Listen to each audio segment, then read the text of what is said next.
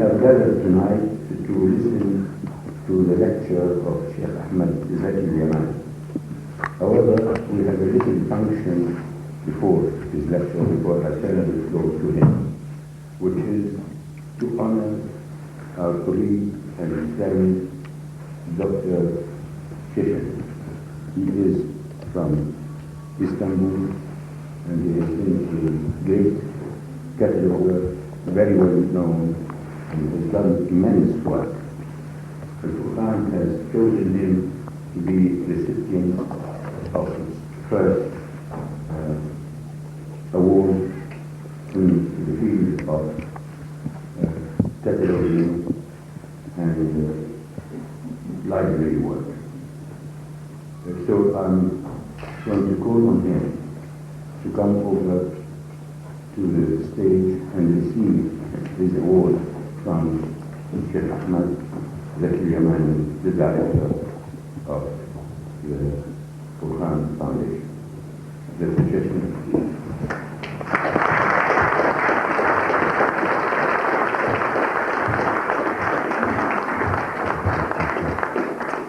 شكرا كثيرا.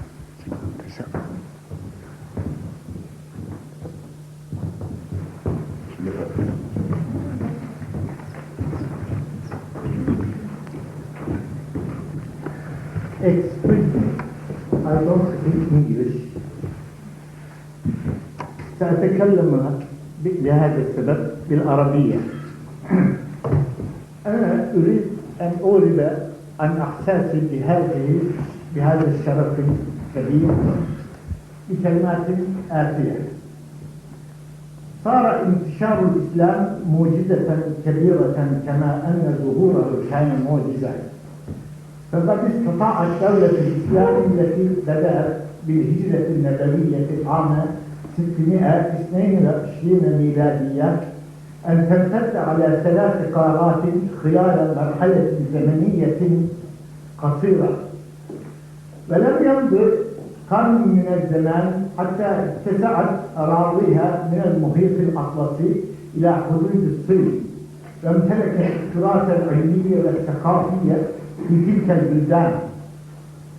ولا شك أنها لم تكن هدامة أو بغير وعي مثل ما عمل البرابرة في أوروبا في القرن الخامس أو مثل الغول في القرن الثالث عشر الميلادي، بل على العكس كانت حدثا عظيما فجر قيما خالدة مثل الإيمان والعدالة والمساواة. ولهذا ظهر النظام الهام الذي عرف بالحضارة الإسلامية، فهي حركة لها معتقداتها وفكرها وشريعتها وآدابها وفنونها الخاصة بها، وهي الحضارة التي سادت العالم 1000 عام ولم تكن بتقريب القيم والعلوم والمعارف الخاصة بالأمم السابقة عليها، بل احتضنتها وأخذت منها ما وجدته نافعا، وأزاحت إلى حد كبير ذلك التناقض بين العلم والدين حتى أصبحت واحدة من ألمع الحضارات التي عرفتها الإنسانية الجمعاء. فكانت نقطة الانطلاق في الحضارة الإسلامية هي كتاب الله القرآن الكريم والأمر السماوي الأول الذي نزل به اقرأ. فهي حضارة تعول كثيرا على الكتاب، فالكتاب والقراءة فيها صنوان مقدسان يقتضيان التقدير والتفجير. ولا شك أن ذلك قد أسفر عن عيون خاصة بالمسلمين، فلم يمض بعد على ظهور الإسلام قرنان من الزمان حتى تراكم كم كبير من الكتب باللغة العربية في تلك الموضوعات وفي العلوم المأخوذة عن تراث الأمم السابقة. وظهرت مع مرور الزمن أدبيات مدونة عظيمة، وانتشرت الكتب والمكتبات في العالم مع الحضارة الإسلامية، وتأسست المكتبات بأعداد كبيرة. ولم يكن الكتاب في الحضارة الإسلامية مجالا للأدب والمعارف فحسب، بل هو أيضا ساحة لعدد من الفنون. ورأينا العديد من المخطوطات البديعة في التجريد وصناعة الورق والزخرفة والتلفيق والنميات وفن الخط وغير ذلك. وصارت تجارة الكتاب مع الحضارة الإسلامية تجارة شائعة. ورغم كل الكوارث وغير الزمان، وصلنا العديد الكثير من المخطوطات الإسلامية. وتعد تركيا باعتبارها الوليد للدولة العثمانية واحدة من أولى الدول وأكثرها حظا في ذلك المجال، فهي تملك الكثير من مجموعات المخطوطات القيمة. وهذا الموضوع هو الذي لفت انتباهي، ولم أزل بعد في مرحلة التعليم المتوسط، فبدأت العمل بدافع من هذا الحب والإعجاب بالحضارة الإسلامية على المخطوطات الإسلامية في مكتبات ترك إسطنبول عام 1959 إلى جانب أساتذة كبار مثل عثمان رشد وهلموت ريتر وفؤاد سنجد. ولا زلت أعمل إلى الآن في هذه الساحة لم أبرحها، واستطعت أن أنشر أغلب جهودي في هذا المجال بما تحقق لي من عون ومساعدة من الأستاذ الدكتور صلاح الدين المنجد والأستاذ الدكتور أكمل الدين إحسانوغلو مدير عام إرسقة. ثم قدمت كل ذلك لخدمة البحث والباحثين. ولا شك أن مؤسسة الفرقان للتراث الإسلامي التي أقامها صاحب المعالي الشيخ أحمد زكي يماني واحدة من أنشط المؤسسات وأبرزها في مجال المخطوطات الإسلامية. فقد قامت هذه المؤسسة حتى الآن بنشر العديد من البحوث والدراسات، ونظمت العديد من الندوات والمؤتمرات العلمية الدولية. ويقوم الآن مؤسسها ورئيسها مع مجلس الخبراء فيها بتتويج هذه الجهود بإقامة جائزة دولية تمنح تقديرا وتشجيعا لرجال العلم والعاملين في تلك الساحة. ثم في اجتماعهم الذي عقدوه بتاريخ 14 من شهر فبراير عام 2000 ميلادي، رأوا مناسبا أن أكون أنا أول الحاصلين على هذه الجائزة وأول الجديرين بهذا الشرف العظيم. ويطيب لي بهذه المناسبة أن أعرب في حضوركم عن شكري وعرفاني العميقين لرئيس المؤسسة، الرجل المثالي الذي أكن له كل تقدير واحترام، معالي الشيخ أحمد زكي يماني، وإلى مجلس الخبراء بما يقوم من علماء بارزين في تخصصاتهم. كما يشرفني أن أشكر كافة العاملين الآخرين في مؤسسة الفرقان. ولا بد لي أن أعترف هنا بأني مدين في الحصول على هذه الجائزة للزملاء العاملين في إرسقة، وعلى رأسهم المدير العام الأستاذ الدكتور أكمل الدين إحسانوغلو، وللزملاء العاملين في مكتبة تركيا. أشكركم جميعا وأسأل الله التوفيق.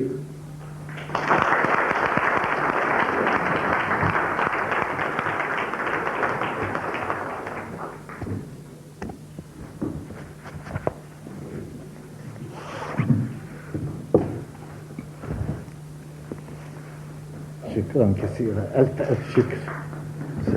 انشانتي. مبروك.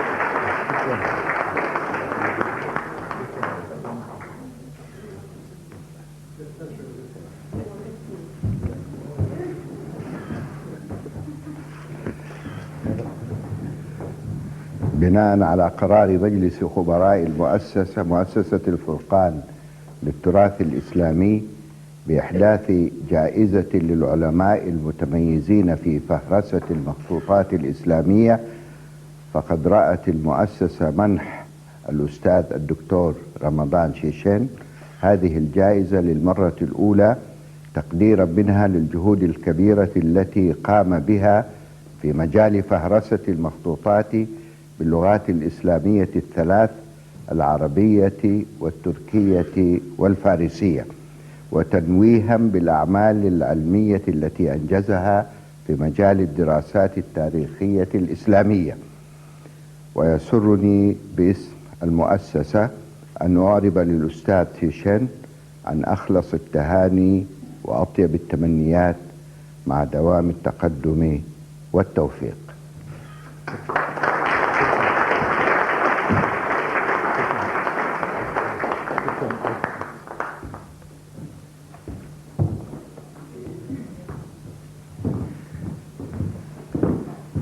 Without any further ceremony, I turn the floor to Sheikh Ahmed Zaki Yamani to deliver his lecture. I would like to remind you that after the lecture, we have a little reception down in the basement. One door after the answer. One door outside. Thank you.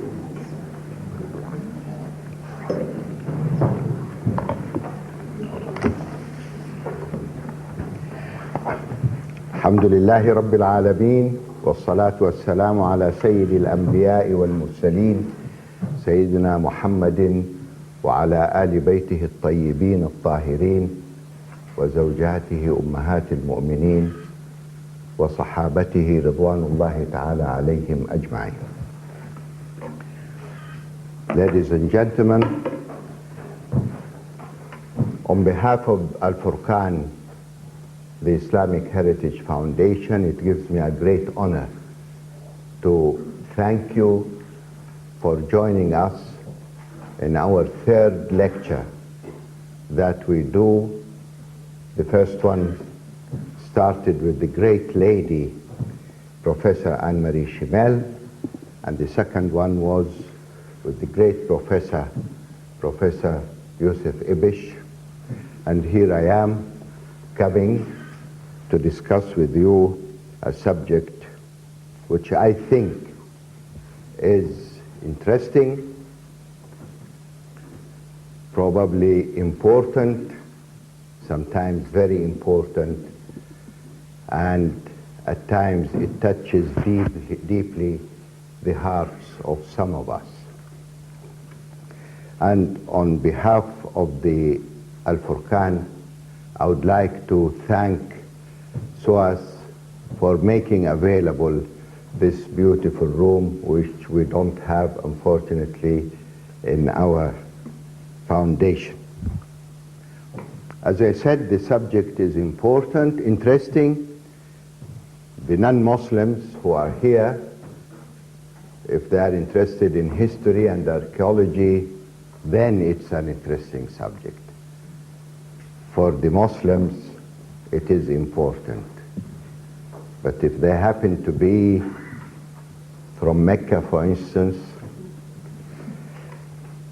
or descendants of our beloved Prophet sallallahu alaihi wasallam, then it is very important. And if they are from those Shia and the majority of the Sunnah who believe that loving the Ahl al-Bayt, the house of the Prophet, is something like a religious obligation, then it does touch deeply their hearts. And before really discussing with you the subject as a whole, I want you to just take a look at the discovery of the house of the Prophet. Of course, we'll have a lot of this later on. But this is not really the whole house. The house is only this side.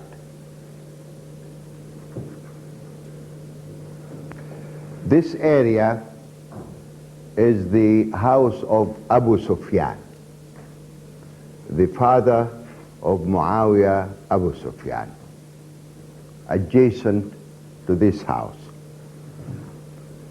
And as you see, of course, it's much lower than the ground in Mecca because it's an old building.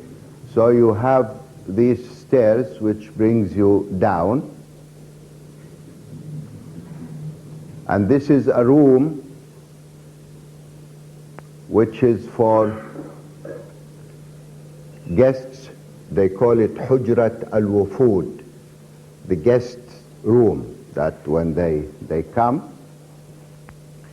And then you come to a very small corridor, this one, as you see it. You come to 3 different rooms, 1, 2, and 3. This room is where our Prophet with Sayyidah Khadija used to live. This room is where all the children were born, including Sayyidah Fatima al-Zahra, his daughter. Through her, you have now the descendants of the Prophet. And this room is very important. This is, we call it Hujrat al-Ta'abbud. It's the room of worshipping, and Hujrat al-Wahi, where revelation used to come and Gabriel used to come and teach him. In order to see it clearly, maybe I give another map. This map is not really very accurate. It was done on the description of Al-Batnuni, but it helps. You see, this is the hall, and this is the reception of guests. Here he called it delegates. This is the corridor. This is the praying area, Hujrat al-Ta'abbud. This is his room. And this is the room where all of his children, including Sayyidah Fatima al-Zahra, was born. Now,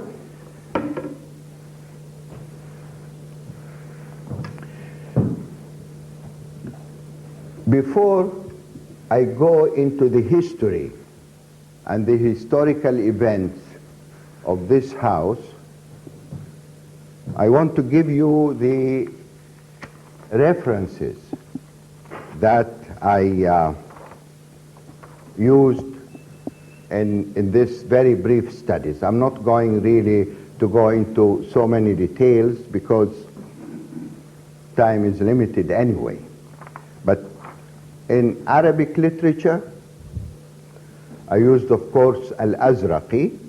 It's the first book ever written about Mecca. And as most of you know who is Al-Azraqi, he passed away in the year 250 for Hijrah, which is 865. He was quoting his grandfather and the eminent, responsible Mecca leaders and society at that time. Then I also went to Al-Fakihi. It's the second book known in our history, and he died, passed in the year 272.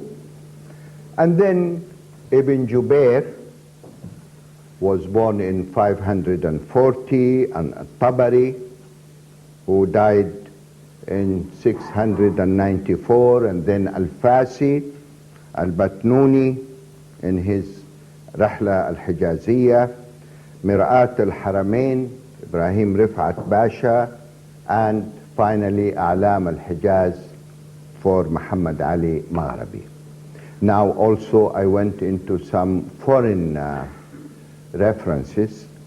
The book written by John Lewis Burkhardt, The Travel in Arabia, it was published 1829, and then the personal narratives of pilgrimage to Al-Madinah and Mecca by Richard Burton, 1857, and then the famous book by the famous scholar, Dutch, Mr. Snoek, Christian Snoek, and volume 1, it was published in 1888. And then finally, the Holy Cities of Arabia by Eldon Rutter in 1928. These are the references that I used. Now, we go back to the history of the house as it was spelled out in these references. When the Prophet got married to Sayyidah Khadija, as most of you will know, that he was 25 years old and she was 40 years old. He got married and they lived together in this house. He spent 28 years of his life in this house. And from this house he immigrated to the city of Medina. So this house has a very remarkable historical background, how they lived together. When he immigrated to the city of Medina, his cousin, Aqil ibn Abi Talib, took over the house and became the owner of the house. And when the Prophet came to Mecca, and that's when he took over Mecca, they asked him, where are you going to live? Because they know that this is his house. And he answered, وَهَلْ تَرَكَ لَنَا عَقِيلٌ مِّن دَارٍ? Did Aqil left a house for me? And he lived in tents. And the house stayed with Aqil until Muawiyah ibn Abi Sufyan became the Khalifa. He wanted to buy this house because, as I mentioned before, it was, not yet. It was adjacent to his house, to the house of his father. So he bought it at 100,000 dirham. And he converted the house into a praying house. And he built what we call it mihrab. And that's where you use to face Mecca, to face the Kaaba. You will notice later, probably in some of the view graphs I'm going to show you, that when the Prophet was in Mecca at that time, he used to pray facing Jerusalem. And then, of course, in the city of Medina, Muslims were ordered to turn to Mecca rather than to Jerusalem. So Al-Mihrab, which was built by Muawiyah, was facing Mecca, and few other mihrabs. After Muawiyah, and it was then, he opened a door between the house of his father, Abu Sufyan, and this house. But this house became the praying house for a variety of Muslims. When you read some of those references I mentioned, they considered this house to be the most important place outside the Holy Mosque of Mecca.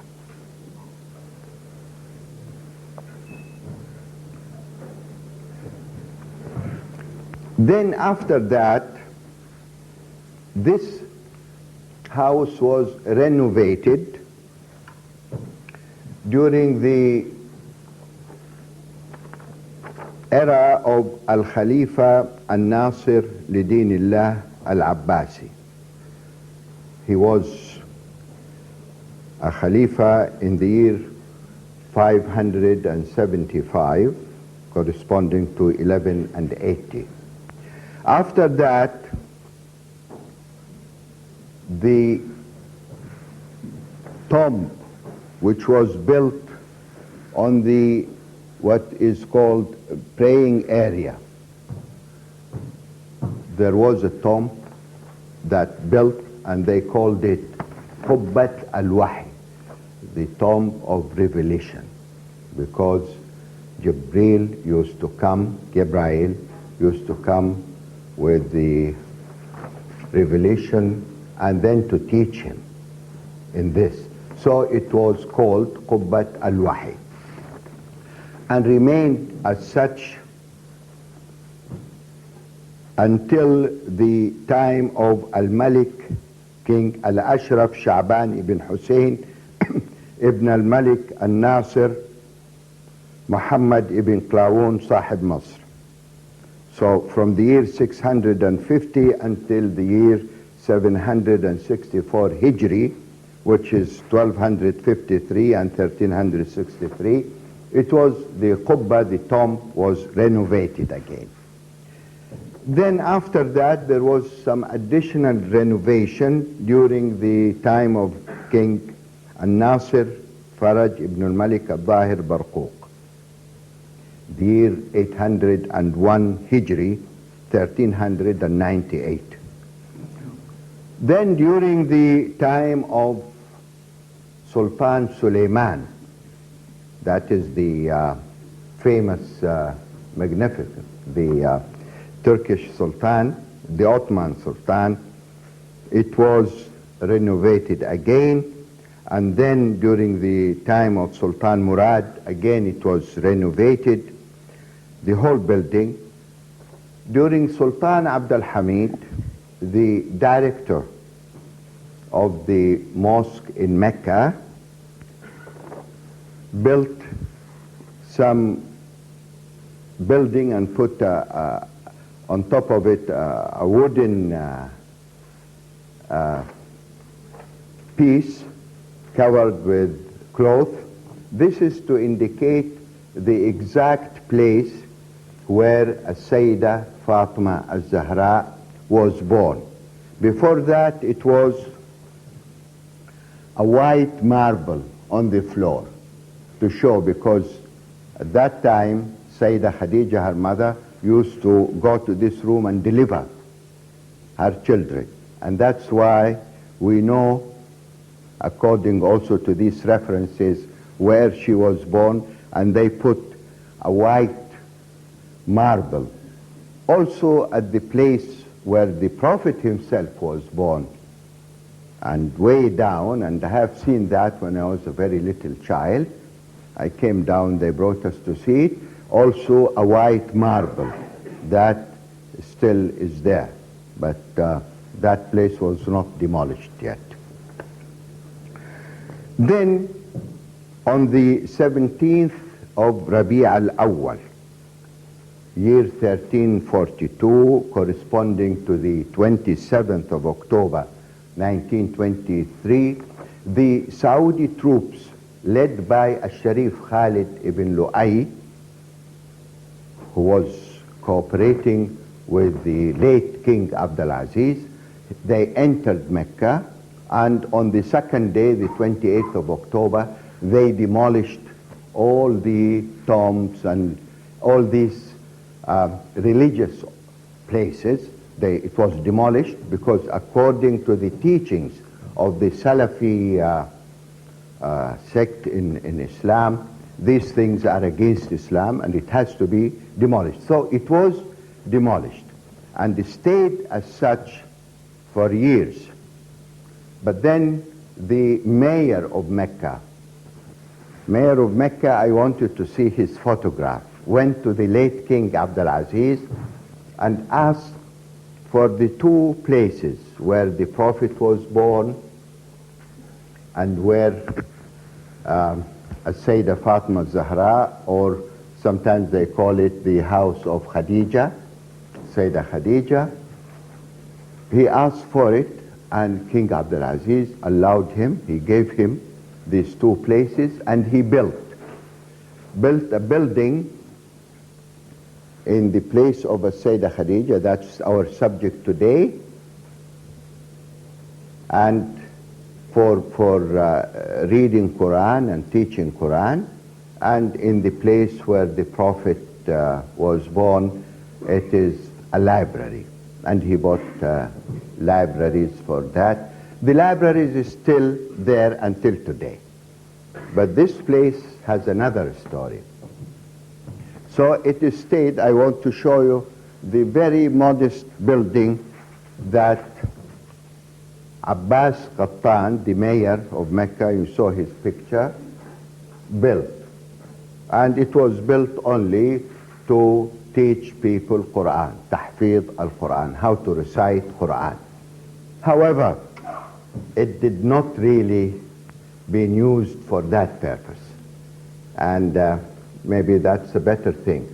What he did when he built this, he left everything down, and he came on the upper side and built this building.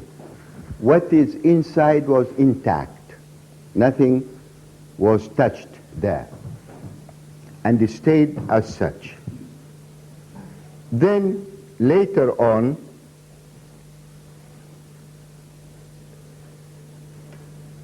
the whole area adjacent to the mosque were demolished in order to be part of the outskirts of the mosque, so people can stay there, so they can pray or do whatever they need.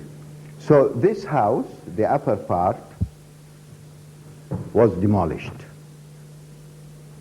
But when it was demolished, with the crane, they went a little bit deeper, and then the mihrab was seen. So I was privileged to be able to do something in order to really record and register what you will see right now.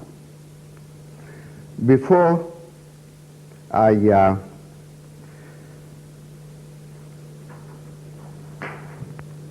want to show you the map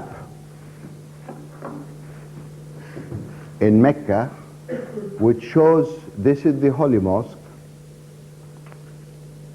and this is the Kaaba, and this is what we call it Mas'a, where people, they go between the two mountains.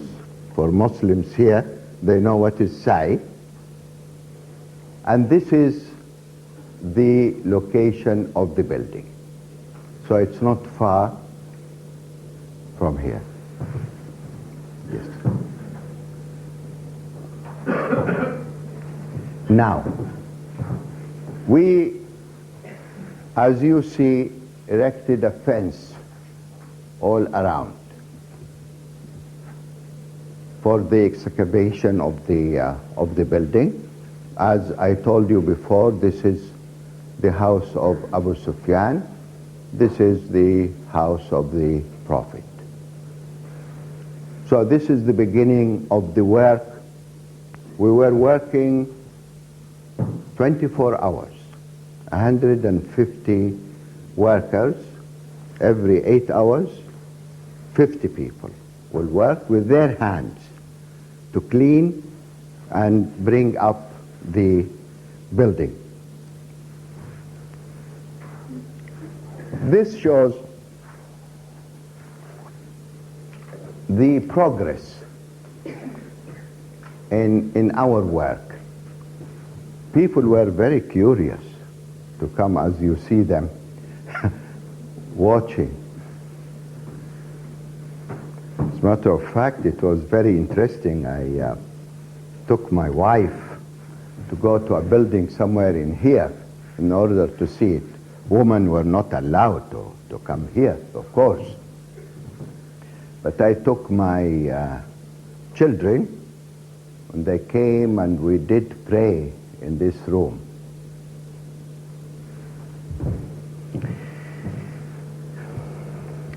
Then I want to show you some additional progress in the work. Here you see, of course, the stairs coming down to this hall. This is, as we said, it's the room for guests, Hujrat al-Wufud. And here where the Prophet and his wife, Sayyidah Khadija, used to live. This is the prayer room, or Hujrat al-Wahi. And this is the room where the children of our Prophet were born. One thing interesting, you see this area, this small area, was like a storage, because Sayyidah Khadija was a merchant. I mean, she used to send people up to the north, to Gaza and the area of Palestine, and sell some merchandises and goods that they buy from the Yemeni coast from the Indians, and they sell it to the Europeans. That is, as a matter of fact, how she was interested in the Prophet, because he took for the first time what she has.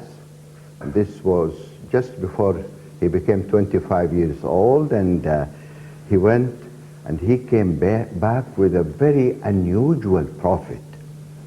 It wasn't known before, and that's why she even proposed to marry him, and they got married and lived in this house. So this is the room where she used to store the goods that she has to be sold. When it comes from the Yemeni place to go up to the north, it is stored in here, and then someone else, of course, other than the Prophet himself, used to do this. And then we continued working in cleaning the area and bringing the exact house. Here, you see, this is what we call it, Hujrat al-Wufud, the guest room. And here, I did this so you can understand. So this room is here. And here you can see al-Mihrab, which was built. This is al-Mihrab, which was built.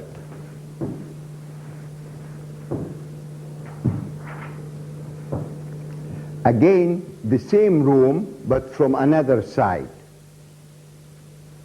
You see, the other side of the room, here. What you see here is here.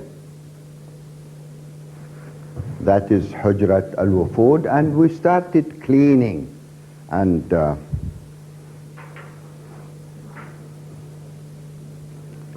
this is an important place, because this is Hujrat al-Ta'abbud.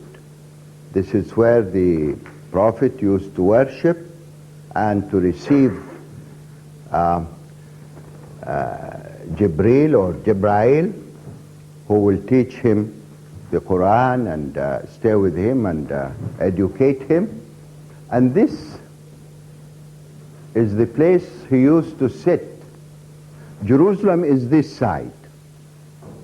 You see, Al-Mihrab was then built to face Mecca, which is not the same direction. But this place, he used to sit here and pray this side.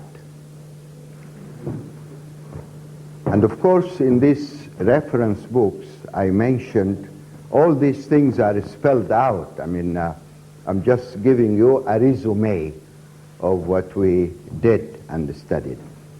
Another view graph to give you more details of the place where he used to sit. See? And those who renovated the place from the very beginning, and that's during the time of Muawiyah ibn Abi Sufyan, they put these indications so everything is known in place.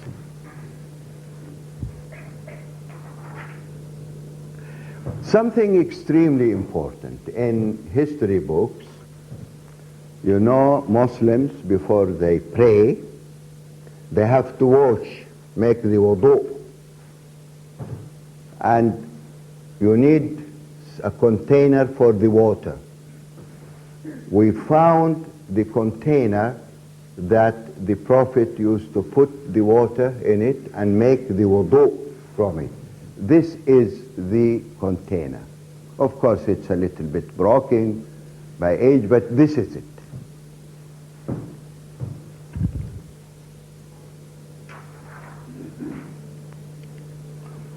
Then we come to the room where he lived with his wife, Sayyidah Khadija. This room. You see, it is here.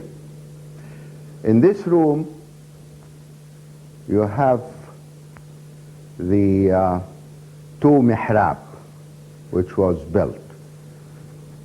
And here, one of the mihrab is seen, this mihrab.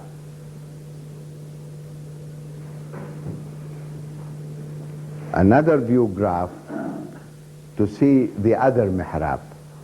We saw in the previous view graph this mihrab.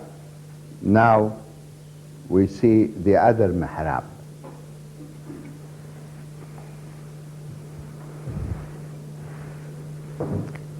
Now this is an interesting, you see, we really did clean the place very well,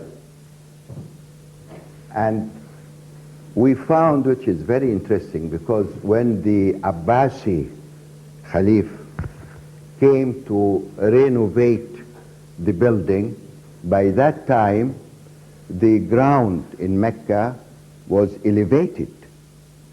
So they built stairs, but not as much as here, and at the same time, in order to raise the floor of the building, they put what they call it the Abbasi tile. Abbasi tile is known in history to be red. We did find the Abbasi tile in here, in these areas. So this shows the real progress that we did. You come down, and this is the room, of course, of the guests, Hujrat al-Wufud, and then the rest.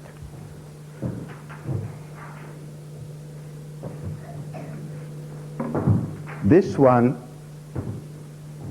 when we were working, shows the room where the children of the Prophet were born, and where Sayyidah Fatima al-Zahra was born, in this room. This is in the beginning. The room was cleaned thereafter, but this was, and you see, here it shows with the arrow to the room. But here, it was very well cleaned, and this is the room, and this was the exact place where she was born. In the beginning, as I said, there was a white marble, and then Ahmed Effendi, the director of the Holy Mosque in Mecca, did build something around here, and covered it with some silk material, and it was here until everything was then demolished. But this is the exact place where she was born, and probably the other sisters, and Al-Qasim, one of the children, but of course they all died, but some of the sisters lived, and they went to Medina, and they married, as you know, to Uthman ibn Affan, who married one after the other when the first one died. That's why they call him Dhul Nurayn. But no one have any grandchildren for the Prophet except As-Sayyidah Fatima Al-Zahra.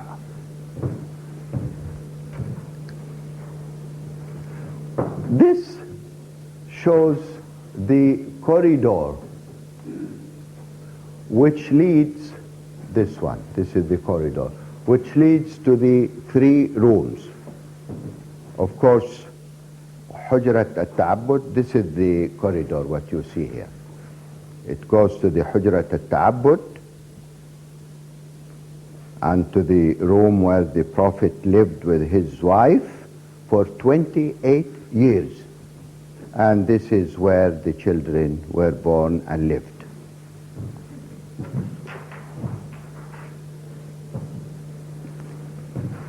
Something, well, this is also,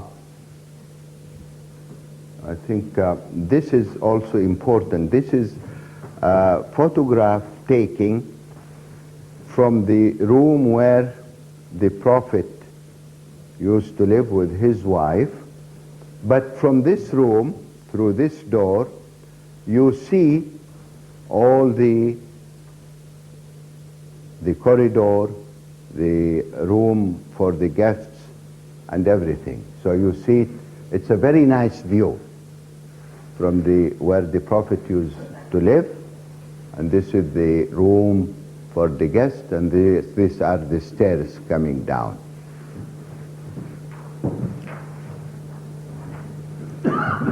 This is something very important. As-Sayyidah Fatima Zahra used to work in the house, and she used to grind wheat, and she had a mill, and that mill is known also in history. So this is one of the photographs which the internal side of the mill. Of course the mill was broken, but there is another part for it here, like this. But that's the internal part of the mill. Another view graph will show you the external part of the mill.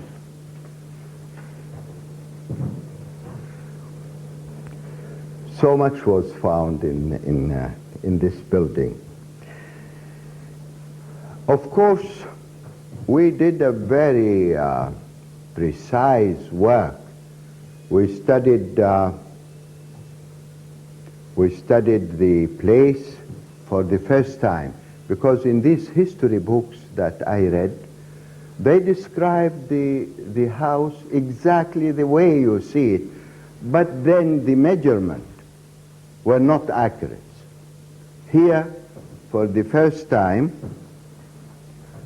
with this map, we know exactly the measurements, the stairs, the rooms for the guests, even the walls, the width of the walls, everything was precisely studied and done. This map is very important.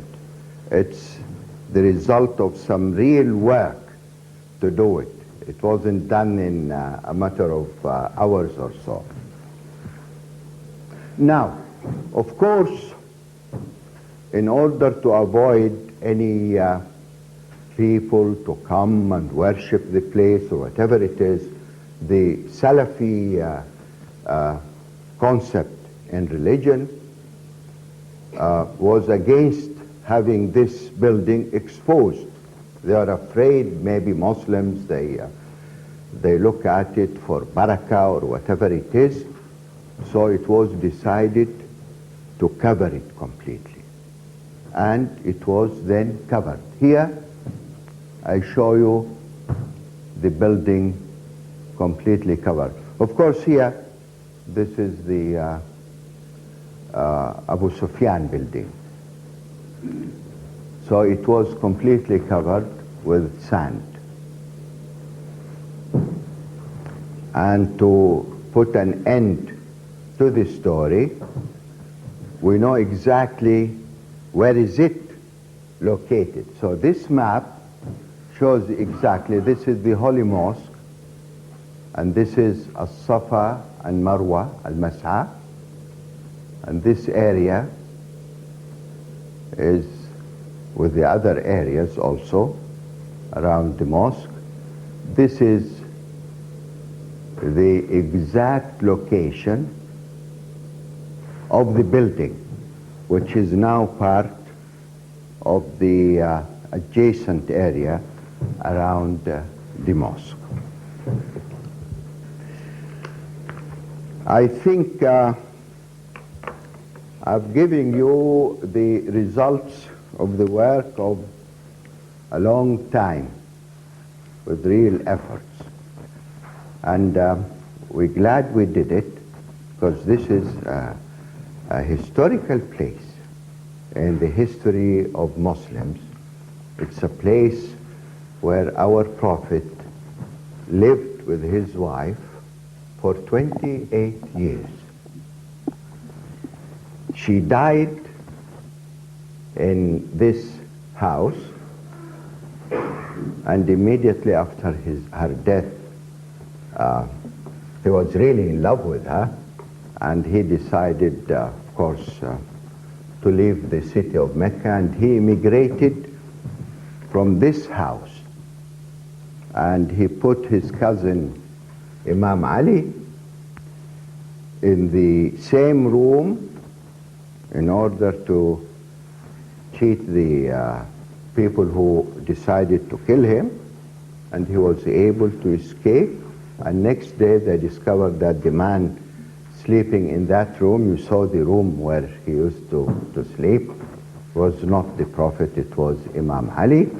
So he immigrated also from this house.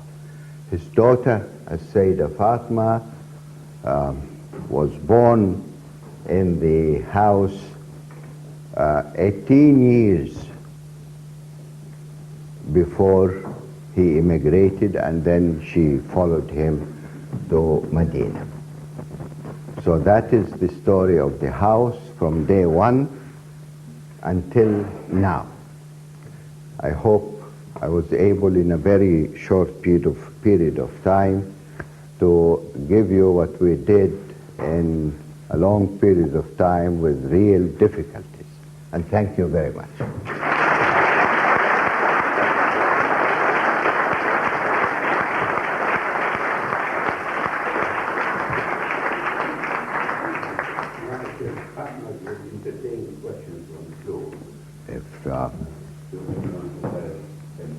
Historical questions, not religious.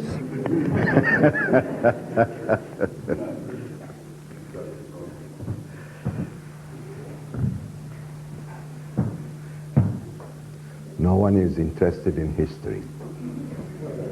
Well, there.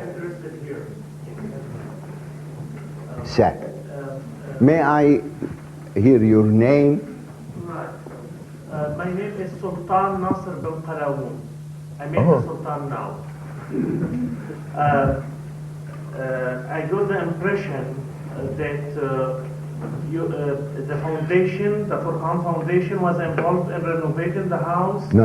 Or Mecca municipality. No. Al-Furqan had nothing to do. What are the projects for, details of the project? Thank you very much.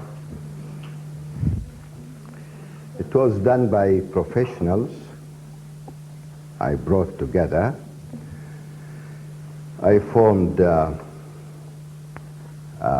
a company, a non-profit company, but that was before, to preserve old ancient buildings and sites and study these things, and it was done through that entity. But it was done by real professional people, and as you have seen, it was done properly, and it was registered. As a matter of fact, in order to not to take so much of your time, I gave you only some samples of the pictures and photographs that we did have and we do have until now. But this will give you a good picture of what we did. So it was not done by Al-Furqan here. I was raising my hand. Yes, sir. My name is Abu Saeed, and I'm asking you almost a similar question. When this work was commissioned, was it when you were the minister? No, no, sir. No, no, Was it in sir. your personal I give you the date when it was done, so you know.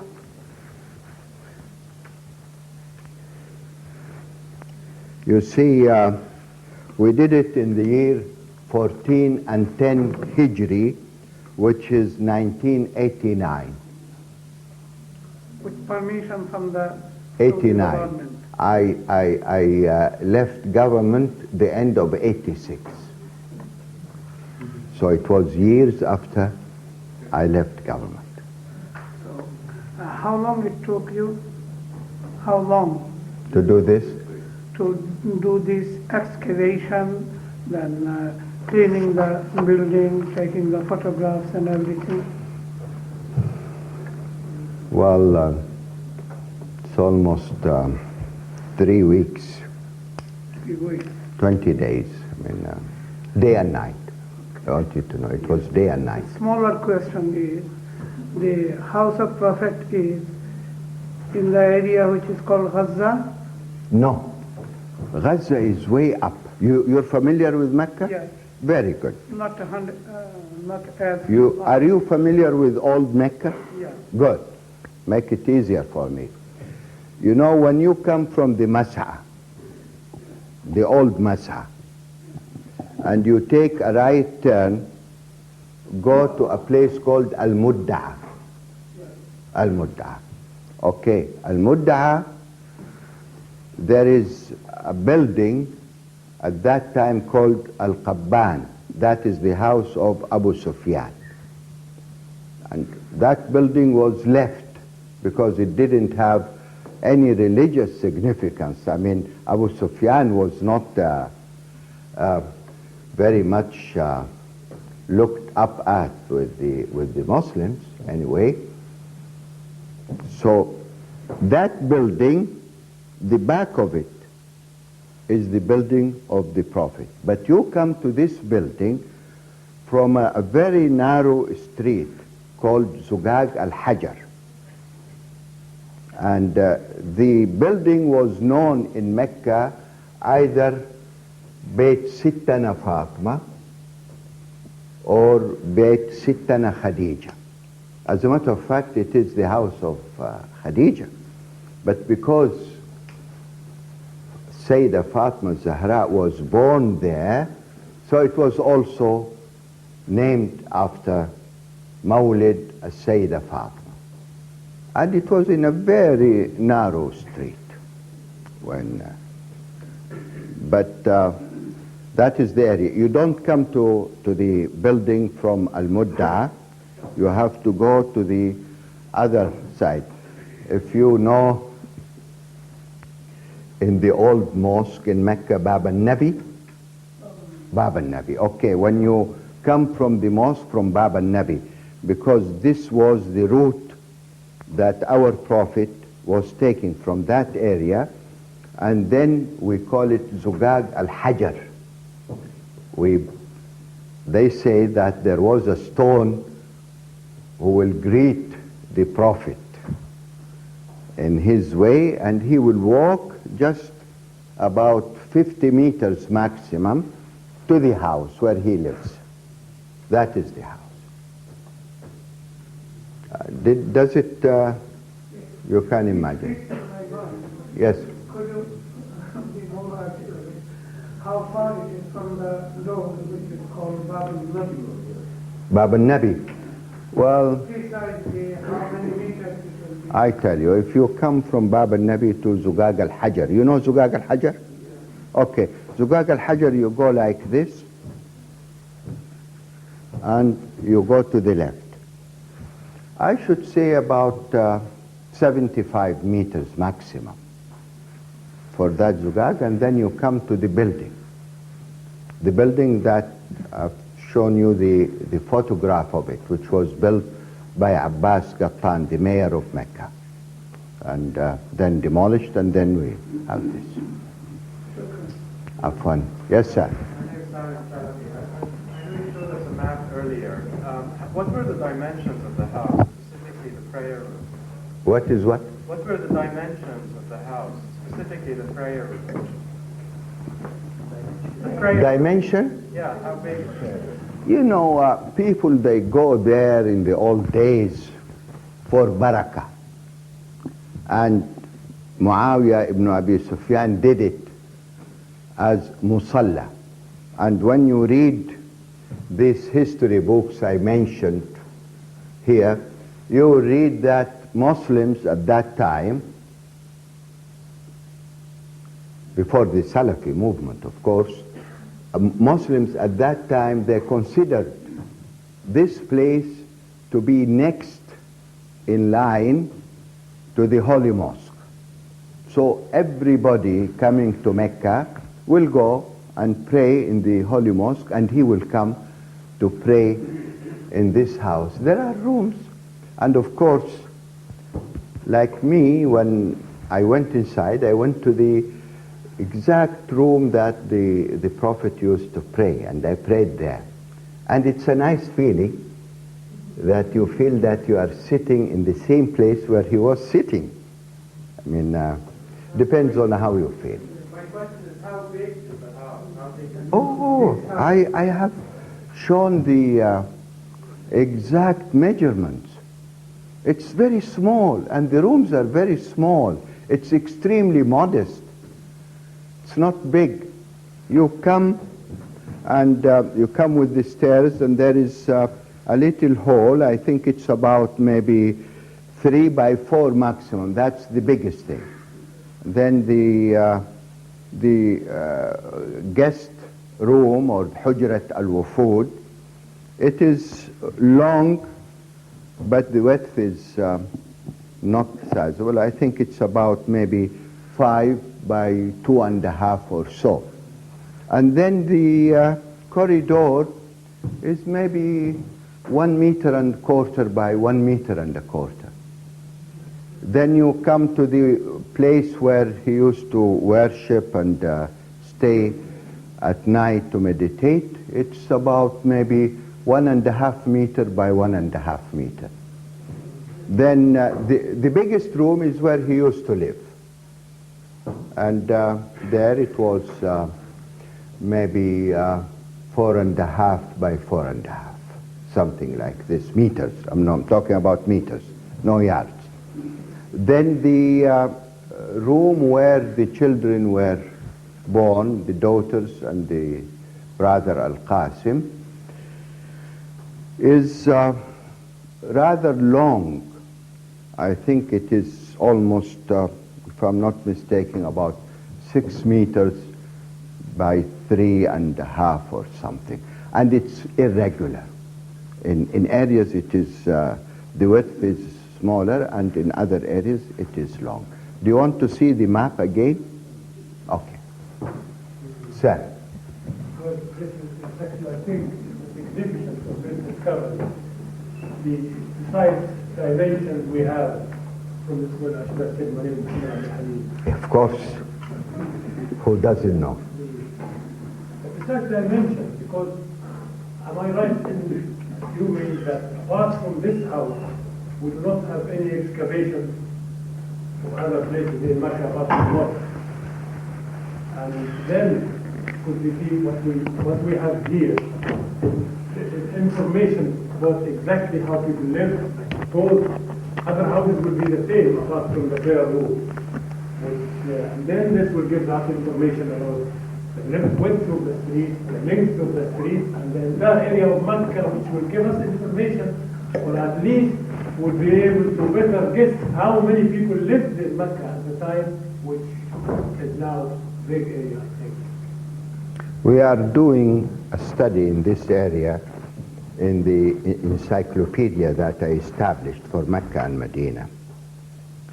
Know some people being wealthy, for instance, the house of Abdul Muttalib, where the Prophet was born, is a little bit more sizable. And I went there, because when it was demolished and the late King Abdulaziz accepted to have it rebuilt, I mean, because this is a place, and he felt that it has to be preserved one way or another. The exact house is down. So I still remember they brought some children from families in Mecca. I was one of them, so that when we grow, we tell our children. That was the idea. And at night, they brought us. I was very sleepy, a child, and I went with a ladder, because they were building, to see the so I went down. Did you ever go to the Maktabat Makkah al-Mukarramah? If you enter, there is a whole big hall, and then there is a room on the right side, and that room is about maybe 4 by 5 at least. So we went with the ladder, and in that room there was a marble on the floor. That's where Sayyidah Amina was lying down, delivering our Prophet. So it is there until today, but down. However, there are so many houses in Mecca where the upper side is demolished, but when we demolish, the cranes will go down and finish with everything. I know the house of Amr ibn al-As, because in the city of Mecca, the various divisions of the tribe of Quraysh were not always in the same area. It happened that the Prophet lived not in Sha'b Amir, that's the Hashemite area. Hashemite is a little bit there. Until today we call it Sha'b Amir. Most of the Hashemite were living there. The Umayyad, where the beginning of the Umayyad is the house of Abu Sufyan. But then you go and you say that is the Umayyad area. And then you have Bani Makhzum, and then we know it in the old division of the tribes in Mecca. But houses were, the house of the Prophet was a very modest one compared to the house of Abdul Muttalib, where the Prophet was. And then just nearby the house of Abu Talib, where Imam Ali was born. That, unfortunately, I didn't see it, and it was demolished. Well, there was a building for a school, and then everything is gone. Yeah. So Mecca was really rich, but it's too late. I think the only 2 houses which remain is this house, and it is preserved because it is there. And the other house is where the Prophet is born. And everything else in that area is demolished. The only house standing, which is a modest building, and it's a library, very important library. Yes. My goodness. I see so many. Yes, sir. I think you started first. You rightly pointed out at the beginning of your lecture how important and significant this find is, and the excavation that should have taken place. But why find it and then have it buried? Could you give us a logical explanation why this should be so? Well, logical, yes. There is a logical explanation. But this is a matter of judgment. I don't want to embark on any religious discussions. They do believe strongly that we have to really, to be muwahid, Ahl al-Tawheed. You have to concentrate on Almighty God, nothing else beside Him. And some people, especially non-educated, whatever it is, they might think according to the concept. Now, I'm not advertising for anything or for or against, that this will lead to a deviation from the true religion. So that could apply to the Masjid al-Nabawi al-Madinah? No. Masjid al-Nabawi al-Madinah does not apply to it. But if you go to the Masjid al-Nabawi al-Madinah, you cannot touch it. The Hujra al-Sharifa, where the Prophet is buried and his house. You cannot. You'll be punished for that. I hope not. Okay. Yes, sir. Can I ask the same question? Whose the decision was? Yourself, Your Excellency, the government, or the organization? No. I cannot take any decision. I cannot take any decision. Saudi Arabia? There is the religious people in the country who are very influential. I mean, it's a government based on a religion. And you know the history. I mean, they go together. Yeah. I mean, you cannot argue in these things.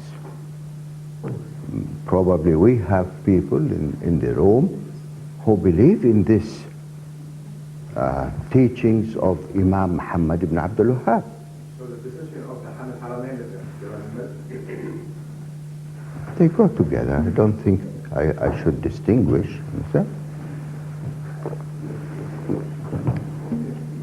He is responsible to preserve the purity of the religion as it is taught and advocated for by the religious people. Yes. And, well, you have to respect it even if you are against it. I mean, that's up to you. But, sir. In addition to the traditional association of the site with Khadija, did you, in your archaeological excavations, find any graffiti, any writing, any... Oh yes, oh yes. Domestic... There are a lot of writings, but those writings were there way after the original house, and I have here a file which shows what kind of writings, and every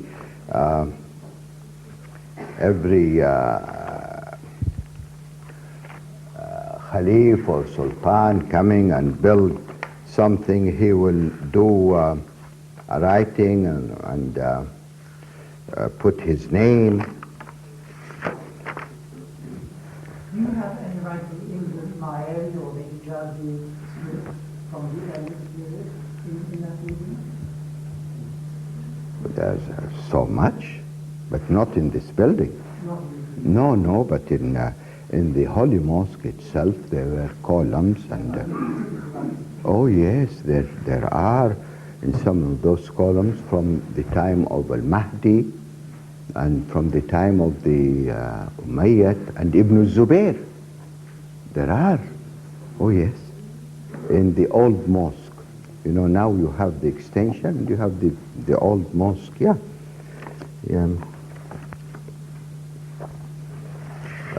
Writings are there.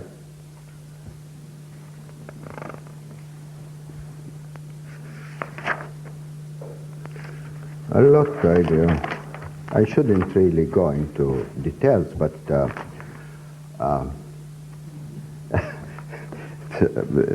some of those Sultan and Khalif, they wrote, and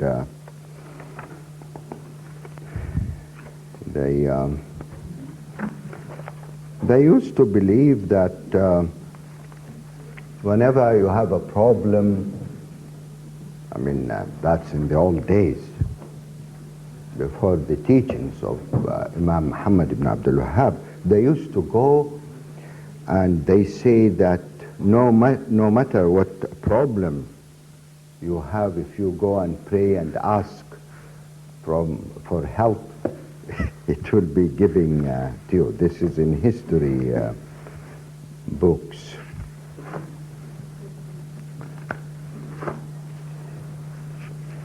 Anyway, sir. Sayyidah Khadija's trading room. Yes. This briefly, what sort of goods was raised? I don't know, because there is nothing left. And that part of the house was completely ignored. It was not part of the prayers area. So we don't know. But we know what kind of goods they used to have. This we did study, and we know that they go to the south and buy from the Indians perfume, spices, a variety of items that they buy, and also silk, because the silk route was abandoned when Hashim established Mecca as the center of the international trade. Hashim, the grandfather of the Prophet. So we know the items that they buy from the Indians, and then from the Omani and from the Yemenis. And they bring it, and they take few things from the Ethiopians. There was another trade route by sea. They take most of it. The Arabs at that time, they loved perfume. So they keep most of the perfume for themselves, but they go to the north and they sell it to the Europeans. And from there they buy European items. And they used also to like wine that they bring down to Mecca. And then there is some items for the local trade in Okaz, and some for the international trade. And silver also, and gold from the Ethiopians, and they sell to the Persians. It was another fascinating activity, but she was involved. And the trade system was a very sophisticated trade system that established in Mecca. Sir? Yeah. We know that Saudi Arabia are encouraging excavation in Missouri, and there are quite a number of applications that get quite recently. Is any plans or any program to excavate more in Mecca? We do excavation, but not for religious sites. No. We do it for pre-Islamic civilizations, and yeah, we do a lot. I think we are a very rich country when it comes to this area. Yeah. No. Mecca area is only religious. No, this will be in Madain Salih, up in the north, in the central part, in the south. There are so many important areas. The area of Najran, and but Mecca and Medina is excluded. Is this work going to be published, or? No. You hear it once, forever. It will be buried. Yeah. Yes, lady. Just one question. Usually in excavation, especially domestic houses, one finds objects. Did you find anything? The mill. Only apart from the mill and the basin. the mill and the what is left from the place where Sayyidah Fatima was born, that area, there are a few things left. But don't forget that the whole area was buried for long, and so with humidity. It would have been interesting to have found something, because one can There get are. a lot of information on Oh yes, there are some writings, and yes. You know all what I told you about people who renovated. I just said this sultan renovated, this sultan did this built this, but they left writings of their names and the date, so it's all recorded there. Yeah. Sir. Are you going to register the site as a historical heritage with UNESCO? No, sir, I said this is once, the first and the last time I'll talk about it. Finished.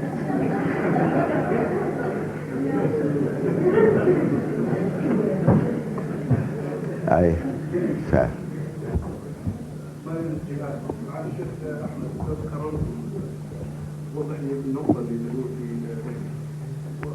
I'm just wondering what contribution you think this work will add to the great learning of Islam?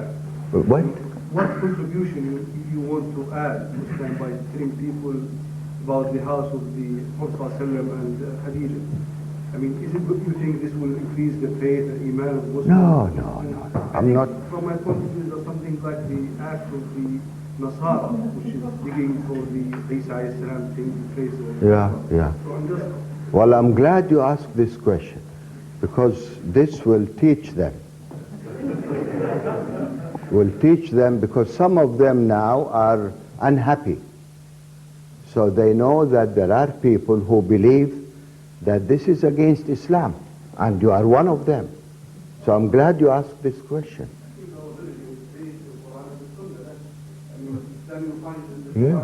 Yes, okay. This is the teachings, yes. I'm not arguing against it. But from a purely historical point of view, this has a significance. Yeah. And of course, not everybody has your opinion, by the way. You don't represent the opinion of the majority. Yeah. Thank you. Thank you.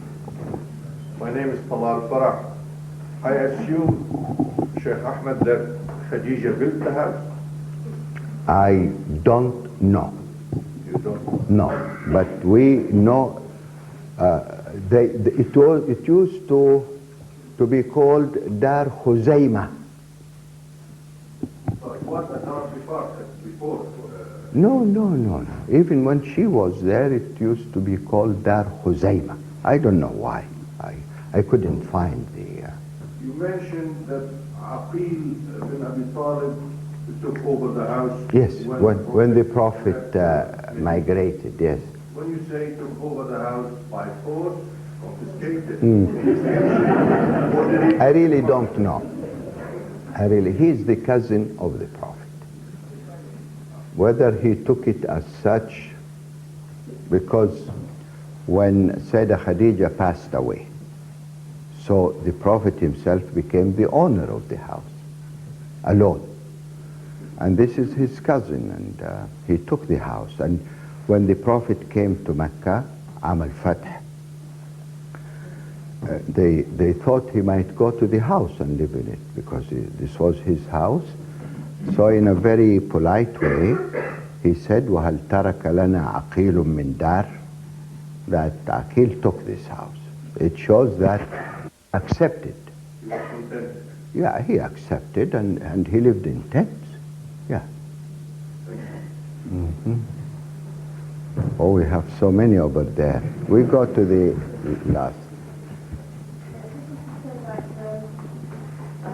Having been having opportunity to go over a couple of times, I found the real thing that was missing to me was not having a sense of authenticity in the connection to the original time of the Prophet. There's nothing I could outwardly connected. I'm not saying that that's, I know there are various debates about it among scholars, but I felt, as well as the fact that we're there to worship Allah, the connectedness to the Prophet ﷺ in real sense, not even the literal ground that he walked on was possible to do that.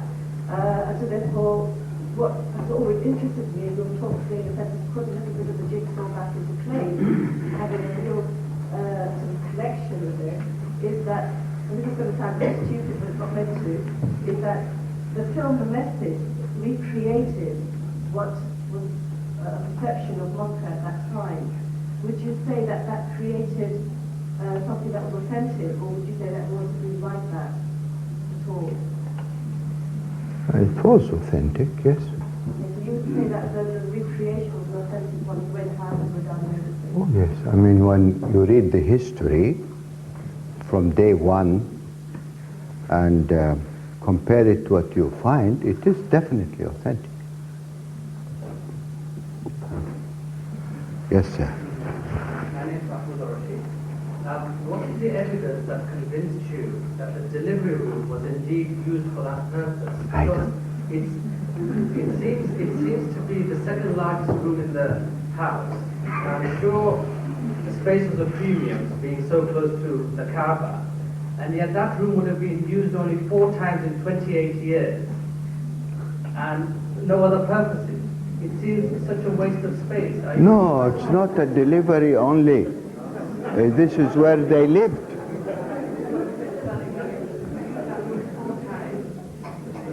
Yeah. Was it normal for an Arab house to have a room dedicated to delivery? No, it wasn't dedicated for delivery. It was the children's room.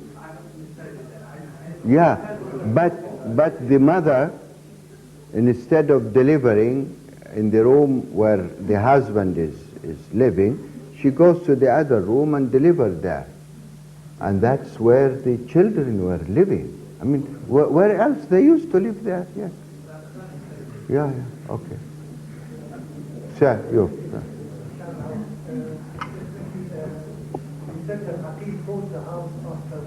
I didn't say bought it. Took over. Whether he bought it or what, I don't know. We have no evidence one way or another.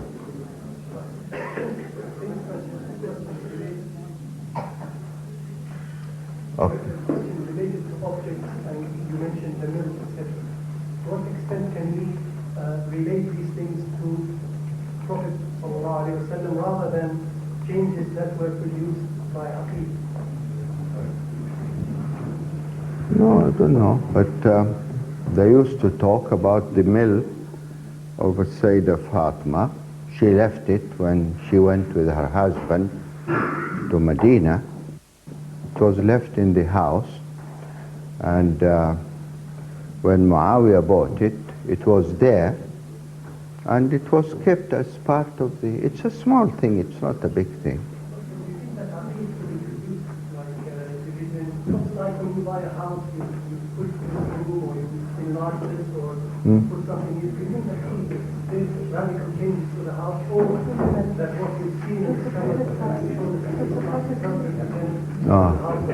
No, there were changes in the mihrab. Mihrab was, few were built. These are changes in the mihrab. And then the tile, the Abbasi tile, it was also changes to cover the original tile. Yeah. And then the tomb built on top of the worshipping room. They called it Qubbat al-Wahi. Yeah. These are the changes in the house.